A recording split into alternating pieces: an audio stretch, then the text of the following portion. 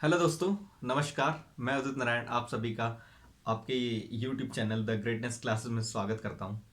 तो फाइनली काफ़ी लंबे समय बाद मुझे यूट्यूब पे फिर से वीडियो बनाने का समय मिल ही गया। एक्चुअली मैं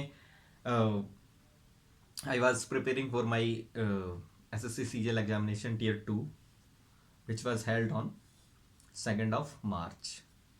और मेरा डब्ल्यू का जो एग्ज़ाम था वो 4 तारीख को था।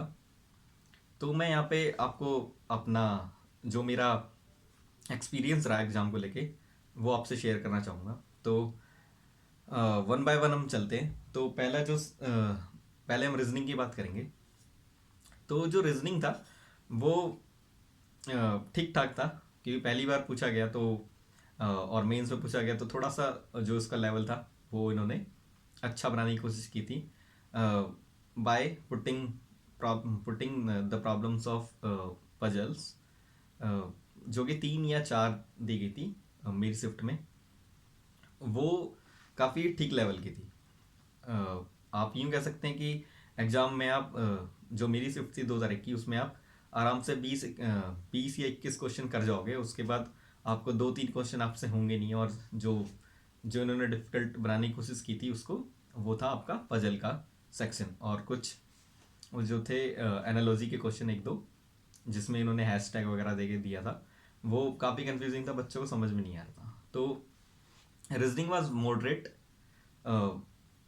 ठीक है। और अगर मैं जीके की बात करूं तो जो जीके था वो मेरे शिफ्ट का मॉडरेट लेवल का था, क्योंकि उसमें जो मैंने देखा कि 4 या 5 क्वेश्चन जो थे, मतलब 5 से 6 क्वेश्चन आप, मतलब जो एक एवरेज स्टूडेंट लाइक मी वो कर जाएगा। बट उसके बाद आपको या तो गैस मारना पड़ेगा या फिर आपसे वो नहीं होगा। ठीक है। तो रीजनिंग एंड जी के was of moderate level. Okay. अगर हम इंग्लिश की बात करें तो जो इंग्लिश थी वो वैसे तो ओवरऑल इजी थी, बट उसके जो पी क्यू आर एस थे वो काफ़ी अच्छे पूछे गए थे, है ना। काफ़ी अच्छे पूछे गए थे, मतलब कि उसमें आपका टाइम कंज्यूम होगा। बट क्योंकि जीके और आपका इंग्लिश एक साथ रखा गया तो आपके पास काफ़ी टाइम होगा कि आप जो आपके पी क्यू आर एस के क्वेश्चन है उसमें से जैसे 4 आए थे तो उसमें से ये आप 2 बना ले जाओगे, और 2 में आपको डाउट रहेगा। अगर आप इंग्लिश में थोड़े बहुत ठीक हो तो शायद आप 4 के चारों कर ले जाओगे। एंड पैसेज की बात करूँ, पैसेज जो 2 आ रहे थे, मतलब 3 पैसेज आए थे जिसमें से 2 तो ठीक थे एवरेज। एंड जो तीसरा जो पैसेज दिया था इन्होंने, वो क्या था, उसमें थोड़ा सा डाटा दिया, फंसाने की कोशिश की गई, बट जो उसके क्वेश्चन थे वो काफ़ी इजी थे। ठीक है। और लेकिन मैं मैथ की बात करता हूँ तो मैथ इन्होंने कुछ इस तरह का पूछा है कि उसमें जो टफनेस लेवल था वो बिल्कुल ही अ, उसको नकार दिया गया है।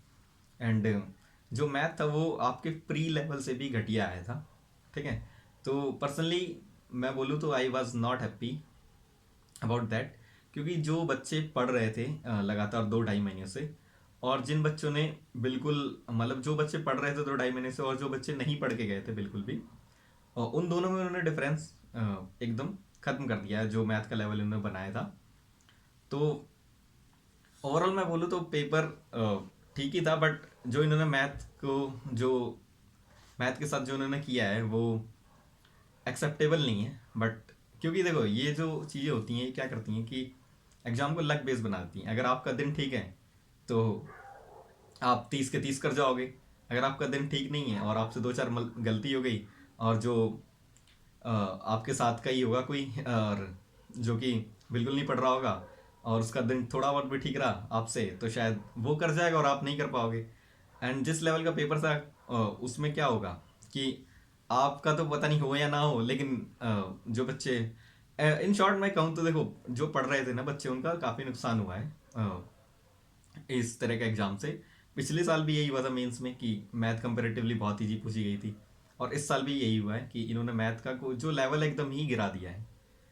ठीक है। तो ऐसा नहीं करना चाहिए एसएससी को, बट फिर भी अथॉरिटी वो है तो उनके पास पावर है टू टेक डिसीजन।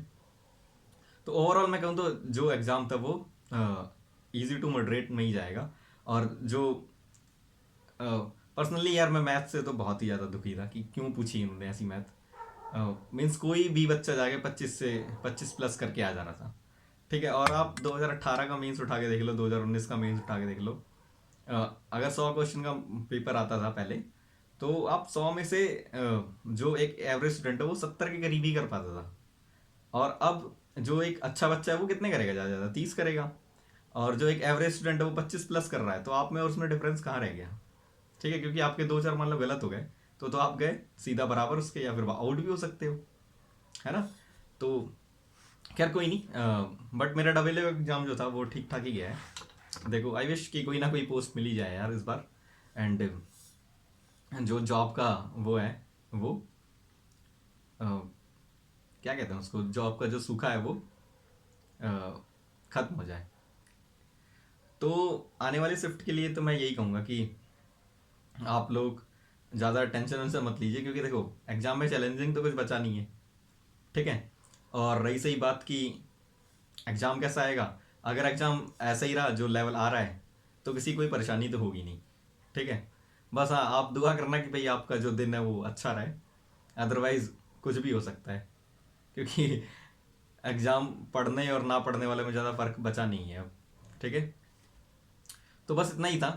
अ, बाकी चिल होके जाइए यार, कुछ नहीं है, कुछ भी नहीं है बचा एग्ज़ाम में। ठीक है, एकदम मस्त जाएगा आप लोगों का एग्ज़ाम। ठीक है, बाकी थैंक यू, मिलते हैं अपने नेक्स्ट वीडियो में।